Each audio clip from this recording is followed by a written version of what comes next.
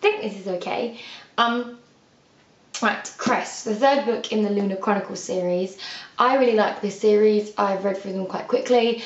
I don't tend to marathon series, so that's why I haven't done them back to back. Also, you know, I like a bit of variety, but I've basically read this series now nearly under a year, and I'm really, really excited about the fourth one coming out soon. So this book was not a disappointment. I expected it to be good, and it was. I'm going to put it down so I stop playing with it. So basically, there probably will be spoilers for the first two books in the Lunar Chronicles series in this review. So if you've not read either Cinder or Scarlet and you are intending to and want to go in quite spoiler free, then I would stop watching the video now. The series is worth reading if you want to. However, I will try to keep this as spoiler free as possible for Cress. I won't give any more spoilers than what's on the blurb of the book, if that makes sense. So if you really don't even like reading blurbs of books, which okay, some people might not, then yeah, then maybe there might be some spoiler stuff in there, but I won't deviate from the blurb basically for this book. So Cress picks up from where Scarlet kind of left off, with no surprise at all. So you have Scarlet Wolf, Cinder, and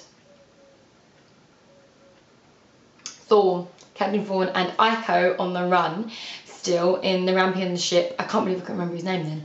And then we have Cress, who is in the satellite, and she was in the first book, in Cinder, the girl that communicated with Cinder about the ball and Queen Lavana's plans and things like that. I don't know if I'm saying characters' names right, by the way, so if I'm slightly mispronouncing names, I do apologise.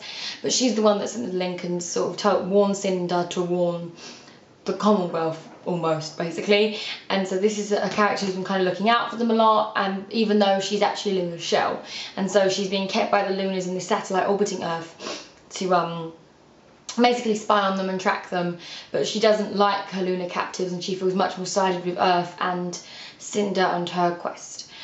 We also now have the fact that Cinder is still trying to deal with the fact that she's the other princess, Princess Selene, and technically is the rightful heir to the throne, and so she's trying to find a way to sort of reveal this so she can take the throne and the Emperor won't have to go into agreements with Lavana and all the stuff that's been continued. But now Cress is being thrown into the mix, and we see how she can help, and just things like that, basically. So it's quite an interesting book. Cress, again, is a very different sort of character compared to Cinder and Scarlet. So now we have three very different female protagonists, which I do really like, because all three of them are quite strong and individual in their own right. Cress is a lot, let's say, physically inept compared to the other two. She's very impractical, very naive. Obviously, she's been very sheltered her whole life. She's basically lived her whole life in isolation in a satellite, so that's what you'd expect from a character like her. But she's very sort of very sweet and innocent kind of demure about her, but then she's also excludingly smart and technologically savvy. I can't speak today, I'm sorry. She's very technologically savvy, so she adds something else to the team and a new level. She seems more smart. She seems a lot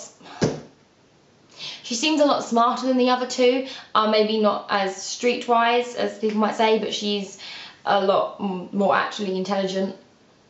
So it kind of adds another dynamic, and I do really like how she interacts with the other members of the sort of team that's forming. I also like the bonds and the development and things like that, and I like the way this book goes. Some parts of it are very unexpected to me. I don't want to say too much, because then I don't want to ruin it for anyone that's going to read it, but there were moments of unexpected twists that I enjoyed. I liked the way the book flowed. I liked the way the characters progressed, because they felt, again, they progressed quite naturally, along with the romance within the book. I feel like they're all progressing naturally, and it's very enjoyable to read in that sense. I don't feel like anything is rushed or put in just for the sake of it when I'm reading it, which is quite rare for me now when I read these sort of young adult series type things. I don't know what sort of, I'd say, I keep wanting to refer to this as a young adult dystopian because of the fact that it mentions so much of Earth possibly in the future, and how, but it's also, I suppose, got elements of sci-fi and fantasy in it as well, really. So it's a whole mix of genres, but it's very much set on Earth in the future. So that's why I keep referring to it as a young adult dystopian. At least that's how I want to refer to it as a young adult dystopian, but I could be completely wrong there.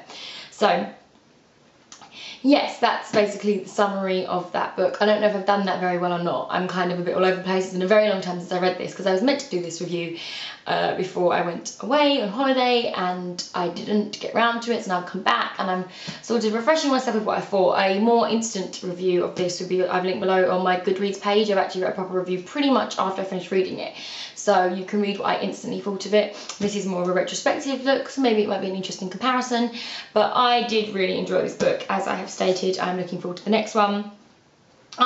There's not much really I can say bad about it. Oh, they finally answered the cyborg issue that I had with the first two, and so if you watch both my previous reviews of Cinder and Scarlet, again I'll leave the links below, I mentioned that my biggest problem with this book is the plot hole inconsistency of the cyborg. I didn't understand why people were so anti-cyborg. There was no explanation for it, and I feel like finally in this book it has been explained. I don't necessarily think the explanation makes sense, but there's an explanation that is there in the book, and that made me happy because I now kind of understand why this prejudice and hatred comes from in this world, and I'm happy that I now have some understanding of what's going on, so that is good.